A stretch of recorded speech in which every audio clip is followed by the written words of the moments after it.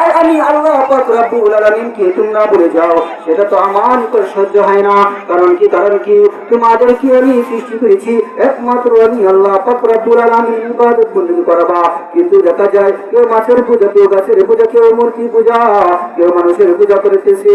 ওই আমার বান্দা বান্দিরা রে, ওই আমার বান্দা বান্দিরা রে, তোমাদেরকে তো আমি সৃষ্টি করেছি দুনিয়ার মধ্যে তোমরা চলাফেরা করবা, খানা কেনা খাইবা, এরপরও তোমরা কি করবা? আমি আল্লাহ পাক রব্বুল আলামিনের ইবাদত বন্দেগী করবা।